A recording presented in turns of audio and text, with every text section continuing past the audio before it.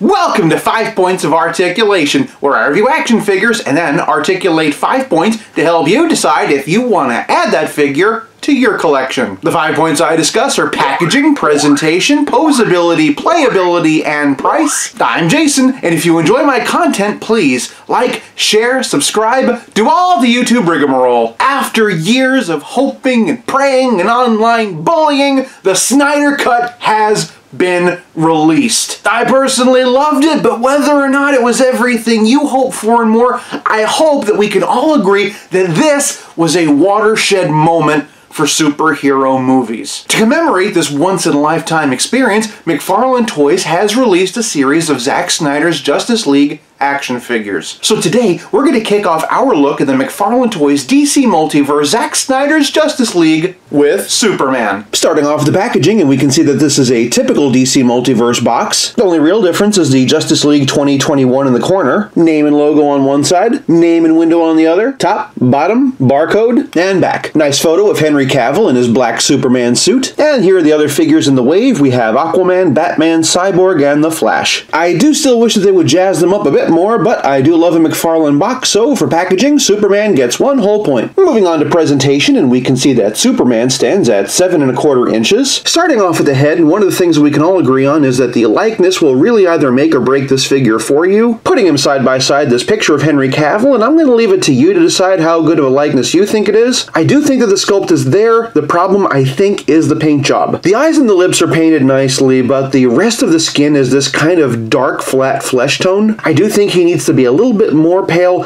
and maybe have some extra shadows to bring out that detail. Flipping him around, we can see some fantastic texture work on the cape. Peeking on the inside, we can see how it's sculpted to look like it's folding in on itself. Moving on down, we can really see all that texture from the Cavill suit, especially all that fine detailing in the shield. I don't think there is any toy company out there that does texturing better than McFarlane Toys. That being said, one big area of opportunity that McFarlane has is in proportions. I do feel like this figure should be a little bit wider at the chest. Sound off in the comments and let me know what you think. Another minor nitpick that might be a little bit hard to see is that almost all of the different pieces of plastic are a different shade of black. The cape is also a different shade of black, but I'm going to let that one slide because it did look that way in the movie. It was filmed in the classic red and blue costume, but then digitally altered. Similarly, the boots are a different shade of black, but I didn't get a good enough look at them in the movie to know if that's accurate, but I can definitely tell you that these knees are wrong. Not only are they a different shade of black, they're a completely different finish. Whereas the rest of the figure is glossy, these are a matte finish and they stick out like a sore thumb. Same problem, by the way, at the elbows. Moving on down the arms, Superman has a flight hand and a fist, and even though I do not care for McFarlane wrist joints, at least these ones are painted flesh tone. The ankles, however, are particularly awkward. The feet are sculpted to try to hide that joint, but the ankle just sticks out like he's got a really bad case of gout. Not only that, but his boots are cockeyed and there's no way of straightening them out, and this calf is all twisted and warped. The proportions are a little bit off, the shades of plastic are a little bit off, the likeness is a little bit off, and the paint job is a little bit off, but this is still a decent Superman figure, and I think that honestly summarizes it perfectly.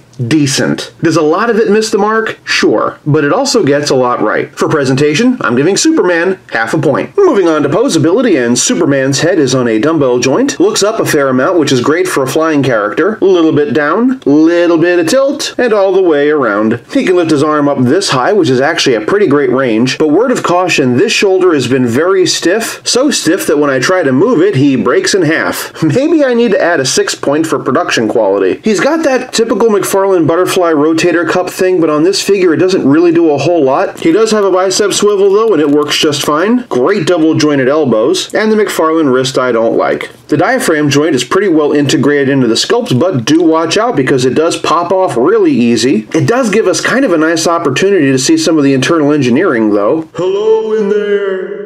Oh, and while he's broken in half, if you're curious, here's the Superman butt. In the never-ending battle for the title of America's ass, who wins between Captain America and Superman? Going back to articulation, that diaphragm gives us a bit back and also a bit forward. Good side to side. He can also twist at the waist, and using both the diaphragm and the waist, he can tilt that far that way, and that far that way. Utilizing all of his articulation, and you can get him into some fantastic flying poses.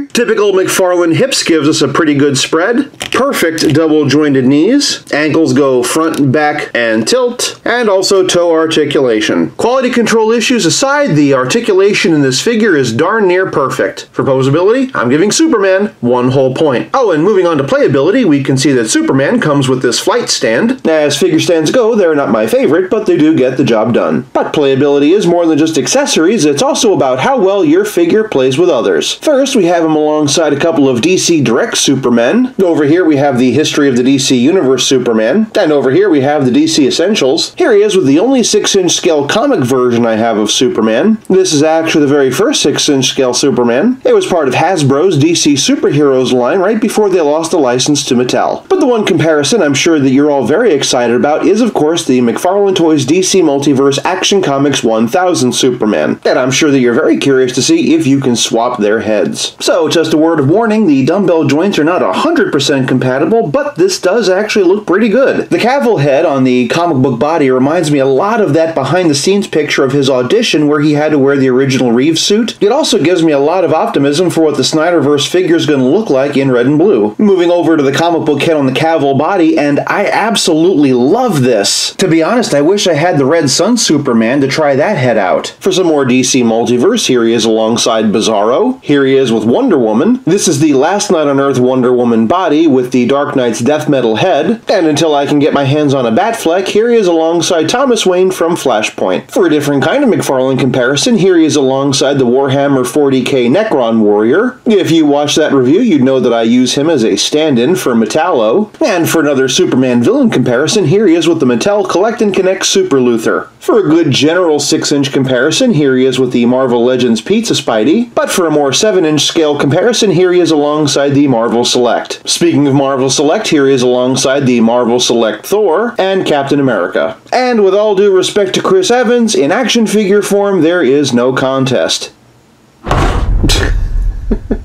All joking aside, though, there is one last comparison I'd like to make. Here's Henry Cavill Superman side by side with the NECA Toys Christopher Reeve. I think I speak for a lot of us when I say that Christopher Reeve will always be my Superman, but that's not to take away from Henry Cavill and what he's done. Honestly, just watching the director's cut version of BVS or the Snyder cut shows how much he was robbed. If you're building a Zack Snyder Justice League set, of course this is a must. And even if you're just a general Superman collector, I think that this figure and what it represents would be a great addition to your collection. For playability, I'm giving this Superman 1 whole point. This leaves us with nothing left to discuss but the price. I picked up Superman at Target for only $20, which, considering that you're getting both a figure and a flight stand, is a pretty fantastic deal. For price, I'm giving Superman 1 whole point for a grand total of 4.5 out of 5. I hope you've enjoyed this look at the McFarlane Toys DC Multiverse Snyder Cut Superman. Thank you so much for watching. I'll be back again real soon, but until then, play nice